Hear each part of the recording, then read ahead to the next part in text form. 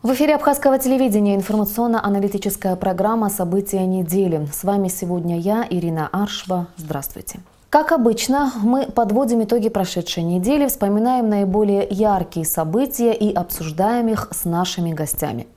У Министерства внутренних дел Абхазии новый руководитель. 12 октября Гарри Аршба возглавил правоохранительное ведомство страны. Какими видит новый министр МВД первоочередные задачи в борьбе с преступностью? Какую кадровую политику будет проводить? Что, по его мнению, необходимо сделать для повышения престижа абхазской милиции? Эти и другие вопросы мы обсудим с Гарри Аршба сразу после обзора основных событий уходящей недели. 8 вопросов повестки дня рассмотрели депутаты Народного собрания на первом заседании осенней сессии парламента. Ратифицировали соглашение о медицинском страховании граждан России, постоянно проживающих на территории Абхазии. Приняли изменения в закон о налоге на прибыль организаций. Поправка призвана решить вопрос применения налога на прибыль по доходам от кредитов, предоставленных абхазским предпринимателям иностранными банками. На сессии парламента на рассмотрение депутатов была предложена кандидатура 5-го члена Конституционного суда Абхазии Гиви Габния. В итоге по результатам тайного голосования 20 депутатов проголосовали «за», 13 против, 1 воздержался. Таким образом, Гиви Габния не избран судьей Конституционного суда. Путем тайного голосования народные избранники избрали Екатерину Онищенко судьей Верховного суда Абхазии, а Зураба Агума судьей арбитражного суда. По решению депутатов парламента Абхазии Зурабу Агума также был присвоен высший квалификационный класс. Уполномоченный по правам человека Дмитрий Маршан освобожден от занимаемой должности. В Сухуме почтили память Уалида Маршан, легендарного сирийского генерала абхазского происхождения, скончавшегося после тяжелой болезни. В Госкомитет по репатриации приходили люди, чтобы отдать дань памяти нашего знаменитого соотечественника, никогда не забывавшего про свои исторические корни. Уалид Маршан был одним из видных военачальников Сирийской Арабской Республики. Он внес большой вклад в дело защиты национальных интересов Сирии. Несмотря на плохое самочувствие, он принимал активное участие и в последних событиях в государстве. Прожив всю свою жизнь в Сирии, он называл себя истинным абхазом и часто приезжал на историческую родину. Его всегда волновала судьба Абхазии. Почтить память выдающегося сына абхазского народа, генерал-майора армии Сирийской Арабской Республики, пришли президент Рауль Хаджимба, вице-президент Виталий Габния, спикер Народного собрания парламента Валерий Кварча, представители правительства, репатрианты, общественность. Представители более чем 20 вузов России приняли участие в праздничных мероприятиях, посвященных 85-летию Абхазского государственного университета, которые прошли в Агу. В торжественном заседании также приняли участие президент Рауль Хаджимба, спикер парламента Валерий Кварча, члены правительства, депутаты, выпускники и студенты. Специально на празднование юбилея Агу приехал ректор Московского государственного университета, вице-президент Российской академии наук Виктор Садовничий, который в эти дни находился в Сочи на Всемирном молодежном фестивале. Я от имени Московского университета, от имени Союза ректоров всех университетов России хочу вас поздравить. Хочу выразить восхищение мужеством, которое вы проявили, сохранив родной свой университет, сохранив образование. И не только сохранили, но и сделали его хорошим, на очень хорошем уровне. Сейчас в Сочи идет фестиваль молодежи и студентов. Там приехали около 30 тысяч студентов и молодежи со всего мира. Я с утра вел и веду секцию образования «Глобальное будущее университетов». Сейчас перерыв, но я счел для себя обязательным приехать к вам, чтобы вас повидать и сказать вам слова дружбы. Мы с вами вместе. Торжественное заседание, поздравления, подарки, концерт. Настоящий праздник был организован к юбилею университета. В Сочи прошел Всемирный фестиваль молодежи и студентов. В течение недели больше 20 тысяч молодых людей из 180 стран мира общались и спорили, обсуждали самые насущные проблемы. Впервые в фестивале принимала участие делегация из Абхазии. Президент республики Рауль Хаджимба посетил открытие 19-го Всемирного фестиваля молодежи и студентов. Перед началом церемонии открытия фестиваля Рауль Хаджимба встретился с участниками фестиваля из республики Абхазия. По завершении официальной церемонии открытия президент Абхазии Рауль Хаджимба встретился с президентом России Владимиром Путиным. 19 октября Рауль Хаджимба встретился с участниками фестиваля молодежи и студентов в Сочи. Во встрече приняли участие молодые люди из Республики Абхазия, Российской Федерации, Республики Южная Осетия, Республик Северного Кавказа, Приднестровской Молдавской Республики, Никарагуа, Италии и других стран. В первую очередь хотел бы поздравить вас всех с этим грандиозным праздником. Есть возможность молодым людям поговорить, встретиться, обсудить многие вопросы. Эти фестивали молодежи носят уже достаточно долгий характер. Я в одном из них принимал участие когда-то. Я надеюсь на то, что вам удалось за эти дни поговорить со многими теми, кто здесь приехал со многих стран. Есть о чем поговорить, мир не стоит на одном месте. Между президентом и молодежью состоялся интересный открытый диалог. Рауль Хаджимба ответил на все заданные ему вопросы. В Москве в центральном офисе Интерфакса была презентована программа экономического развития Республики Абхазия «25 шагов развития экономики Абхазии». В рамках мероприятия были представлены этапы улучшения условий для развития приоритетных отраслей и кластеров экономики Абхазии. Обсуждены основные идеи программы и план по ее реализации. В мероприятии приняли участие премьер-министр Республики Абхазия Беслан Барцыц, министр экономики Адгур Ардзанба, члены правительства Абхазии, депутаты Народного собрания, посол Абхазии в России, руководитель Московской абхазской диаспоры, глава консалтинговой компании Strategy Partners Group, представители СМИ, бизнеса и экономической науки Абхазии. В Общественной палате Республики Абхазия прошло расширенное заседание с участием представителей Министерства сельского хозяйства, Государственной инспекции по карантину растений и экологов страны. В ходе встречи речь в частности шла о мраморном клопе, вредителе плодовых и субтропических культур. Участники дискуссии высказывали различные мнения по поводу борьбы с насекомым. Одни считают, что нужно раздать населению ядохимикаты, чтобы каждый самостоятельно уничтожал их. Другие же настаивают на том, что раз это чрезвычайная ситуация, то и действовать нужно чрезвычайно. Например, создать механизированный отряд защиты растений. По словам специалистов, в Европе распространены около 20 видов насекомых, опасных для плодовых и культурных растений. В Абхазии 7 видов, и среди них мраморный клоп. На полигоне Цабал боевыми стрельбами завершились командно-штабные мобилизационные учения, которые проходили в Очимчирском районе с 18 по 20 октября. За ходом учений наблюдали вице-президент Виталий Габня и министр обороны Мираб Кишмария. Согласно плану, утвержденному Министерством обороны Абхазии, такого рода учения проводятся 2 раза в год. Помимо 1-й резервной стрелковой бригады Очимчирского района, в командно-штабных мобилизационных учениях принимали участие Очимчирский мотострелковый батальон, военно-воздушные силы и артиллерийская группа. Учения проходили на базе районного военного комиссариата. Цель таких учений – повышение навыков офицеров военного комиссариата, управления и штаба полка резервов планирования, организации и выполнения организационных мероприятий.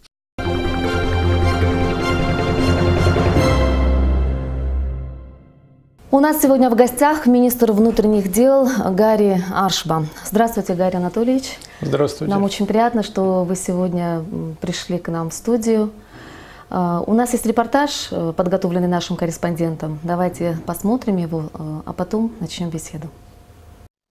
Полковнику милиции Гарри Аршба 48 лет. Родился он в Ткварчале и окончил высшую юридическую школу. До возвращения в МВД Абхазии успел поработать и в российском уголовном розыске, и в управлении по борьбе с организованной преступностью. Ряд лет Гарри Аршба занимался вопросами борьбы с бандитизмом и иными тяжкими преступлениями Федеральной криминальной милиции России. В 2002 году назначен старшим оперуполномоченным по особо важным делам отдела по борьбе с этническими формированиями и похищением людей при управлении по борьбе с организованной преступностью. В разное время Гарри Аршба работал в отделе по противодействию незаконному обороту наркотиков в должности заместителя начальника. В 2008 году Гарри Аршба вернулся в Абхазию и возглавил управление уголовного розыска. В этой должности он проработал почти 2 года. С ноября 2010 года он переведен в УВД по городу Сухум в ранг 1-го заместителя начальника. Затем Гарри Аршба возглавил столичную милицию, где проработал с апреля 2011 по июнь 2012 года. Далее полковник Аршба возвращается в Главное управление МВД России по Северокавказскому федеральному округу. Министерство внутренних дел Абхазии в разные годы возглавляли Отар Хеце, Алмазбек Чач, Беслан Бея, Леонид Дзяпшба, Рауль Лолуа, Беслан Хагба, Аслан Кубахия. Каждый из них делал все возможное для улучшения ситуации и наведения порядка в стране. Но проблем не стало меньше. Безнаказанность и отсутствие ответственности перед общим для всех законом привели к тому, что население страны перестало верить в силу и мощь милиции. Сейчас перед новым министром внутренних дел стоит довольно сложная задача. Не только навести порядок, но и вернуть доверие граждан к самой правоохранительной системе страны. Среди первоочередных задач – борьба с наркоманией, коррупцией, предотвращение ДТП и профилактика преступлений. Гарри Анатольевич, я думаю, что для большинства граждан Абхазии ваше назначение стало сюрпризом. Но не потому, что вас не знают в стране, а потому что у вас очень внушительный послужной список, и в последние годы вы довольно успешно продвигались по службе в Главном управлении МВД России по Северо-Кавказскому федеральному округу. Расскажите, как вы решились на такие кардинальные перемены в своей карьере? Насколько легким или сложным было для вас принять такое решение? Для меня безразличным никогда не оставалась та обстановка, та криминогенная ситуация, которая происходила на территории Абхазии. Я, как защитник законности, правопорядка общества и государства, смотрел на все эти моменты, которые происходили на территории нашей республики. Я не мог на все эти моменты смотреть с равнодушием. И когда мне поступило предложение о том, чтобы вернуться на территорию республики, естественно, для меня это был очень тяжелым шагом. Почему? Потому что вы правильно заметили, что на территории Российской Федерации я продвигался по службе очень хорошо. И карьерный рост у меня был стремительный. Не могу сказать, что не раздумывая согласился, нет, абсолютно. Я долгое время принимал это решение. Но в свою очередь не мог не согласиться. Для меня не было безразлично то, что происходит на сегодняшний день на территории нашей республики. Тот беспредел, то беззаконие, которое творится, меня очень сильно задело. А ваша семья вас поддерживала в вашем решении? Хочу сказать, что нет, не поддерживала. То есть у вас там тоже были серьезные проблемы, можно сказать? Да, можно сказать, что и так. Но на сегодняшний день моя семья полностью меня поддерживает. Они меня понимают. Они понимают ту профессию, которую я выбрал, и они всегда рядом со мной. Как вы заметили, сегодня правоохранительная структура переживает не лучшие времена. Очень много нареканий в адрес милиции, и здесь вот на вас, как на руководителя, возлагаются очень большие надежды. Расскажите, какими были ваши первые рабочие дни, с какими трудностями вы столкнулись? Первоначально я затребовал все планы работы. Ну, естественно, это знакомство со всем личным составом. Вот. Я хотел посмотреть, как работают в тех или иных органах. Я сразу же выехал на территорию города Гал для того, чтобы оттуда начать полностью проехаться по всей территории республики и посмотреть, как же несут службу веренное мной подразделение. На территории города Гал меня встретили, скажу, как полагается. Вот. Осмотрел райотдел города Гал. После этого вернулся в Тхварчал, потом Очимчира, поехал в сторону Гудауты. Вот. Почему я такое резкое и кардинальное решение принял в отношении начальника Гудаутского РОВД? Потому что, когда я подъехал туда, естественно, меня очень поразило, что в дежурной части был один помощник дежурного, который не владел полностью ситуацией, не понимал, что происходит на территории Гудаутского района. Вот. И после этого направился в сторону Гагарского района. Вы прекрасно понимаете, РУВД Гагарского района – это очень большое подразделение. РОВД города Гагры предназначено полностью для того, чтобы они охраняли ту часть Республики Абхазия, на которой приезжают отдыхающие. Там очень много отдыхающих постоянно.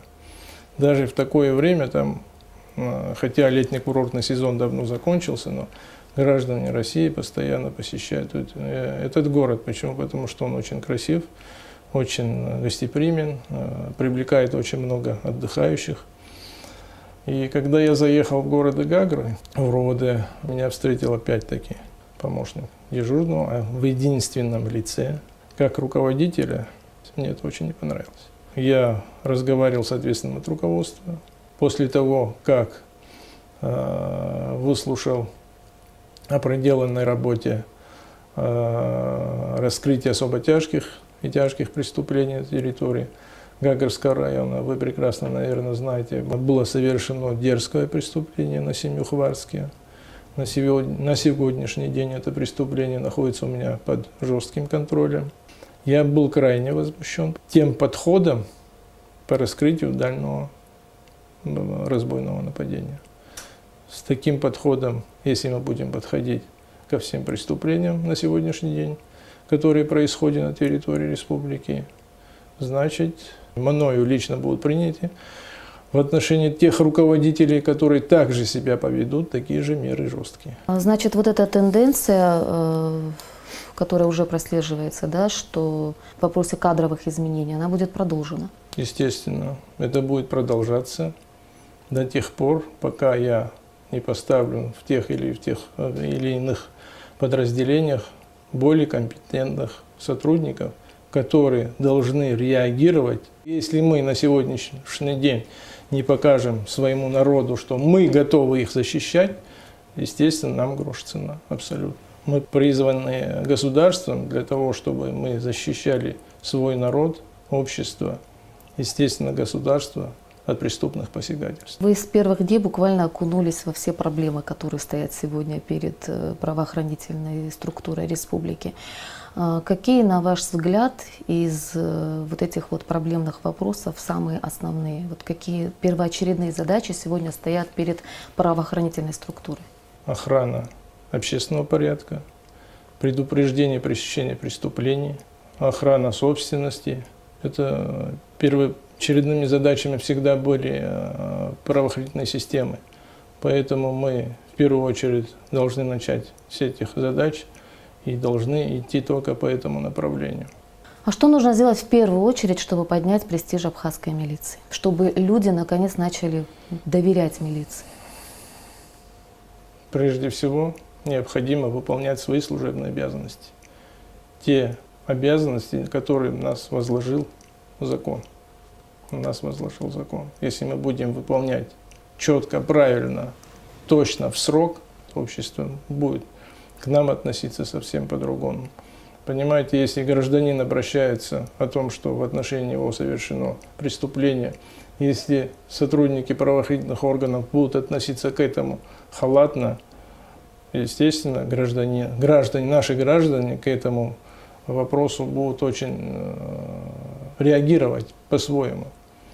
Если граждане увидят, что мы сможем их защищать, тогда я думаю, что к нам тоже повернутся лицом. Я бы хотел обратиться к гражданам нашей республики для того, чтобы они тоже понимали работу правоохранительной системы, работу нашей милиции. Очень много нарушений правил дорожного движения на сегодняшний день на наших дорогах. Гибнет очень много молодежи. Я попросил бы наших граждан, которые меня слышат в этот момент, для того, чтобы они остановили своих детей, своих сыновей, своих братьев, своих сестер, которые, садясь за руль автомобиля, не контролируют абсолютно себя. Они думают, если сел за руль, нажал на газ, и все, не существует никаких правил дорожного движения. Мы все граждане, я на совещании сказал всем своим сотрудникам, если я буду находиться за рулем в нетрезвом состоянии, если меня остановил патруль, меня тоже должны снять с руля и наказать соответствующим образом. Наказать по закону.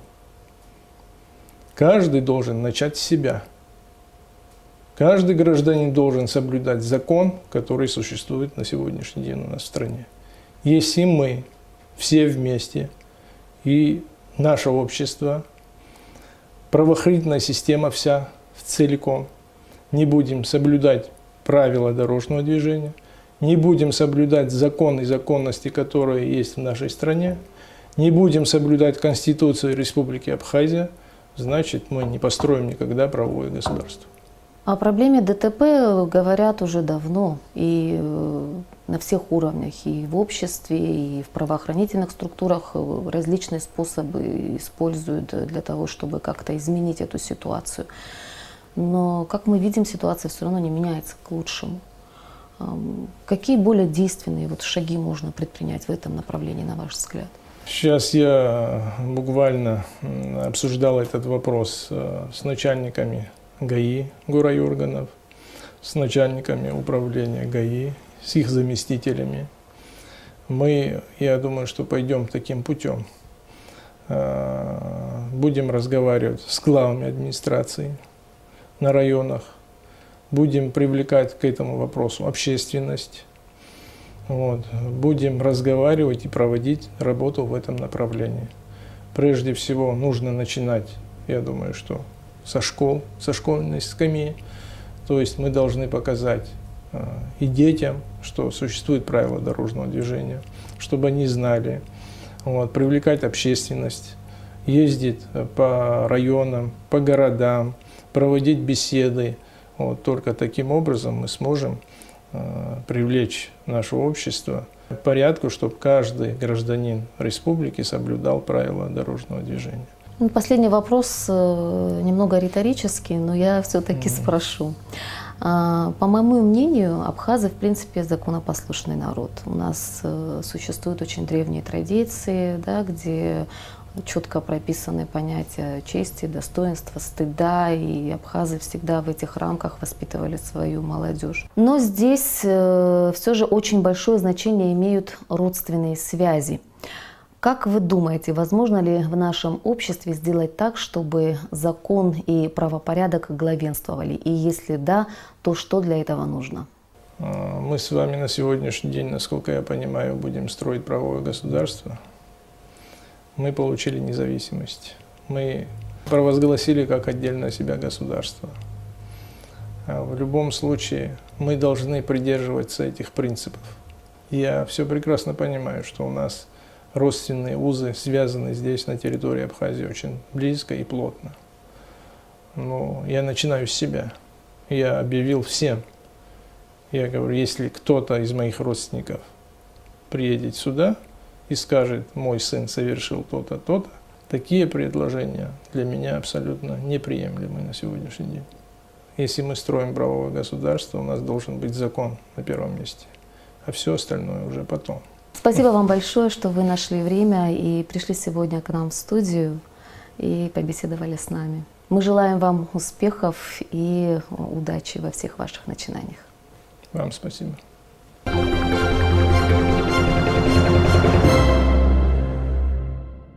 Абхазские парламентарии приняли в Сухуми делегацию Верховного Совета Приднестровской Молдавской Республики. Среди гостей заместитель председатель правительства, глава ЦИК и руководители комитетов Верховного Совета. Встреча на парламентской площадке, как и положено, началась со слов благодарности и пожеланий. Нисфа Аршба расскажет подробности. Приезд в Абхазию делегации Приднестровья не случайен. Участвуя в Международном молодежном форуме в Сочи, они не могли не посетить республику, не проведать друзей. Наши страны связывает давняя история и, собственно, путь к независимости. Вначале все строится на отношениях между людьми. В итоге дружим с странами и можем назвать Абхазию не только партнером, единомышленником, но и братом, ответил Виктор Гузун. Наш приезд, он ознаменован тем, что мы хотим уже привести в практическую плоскость те договоренности, те соглашения, которые были подписаны нашими президентами наших республик, Вадимом Николаевичем Красносельским и между Равилем Джумковичем Хаджимба, которые состоялись в конце сентября. В этих соглашениях есть также обозначены пункты всестороннего взаимодействия, межпарламентском взаимодействии между правительствами, да, между кабинетом министров, ну и все остальные социальные, культурные, экономические.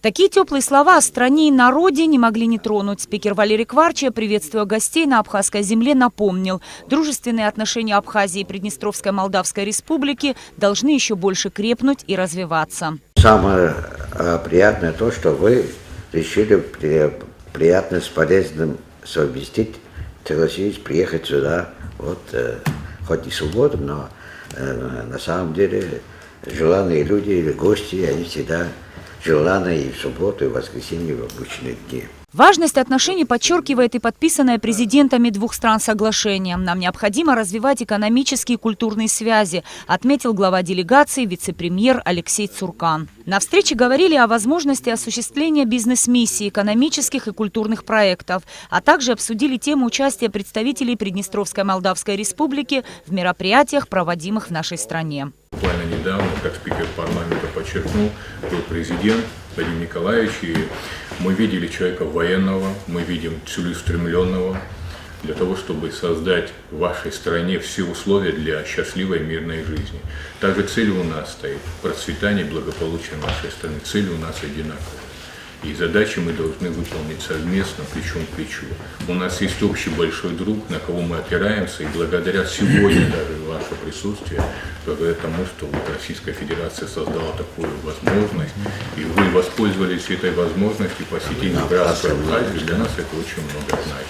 Делегация из Приднестровья планирует гостить в Абхазии еще несколько дней. Возможно, они будут участвовать в предстоящем деловом форуме. По крайней мере, такое пожелание было высказано. Нисфа Аршба, Стамур Гожба, Абхазское телевидение. Такими были события уходящей недели. Какими они будут, мы обязательно расскажем вам в следующей программе. Всего доброго.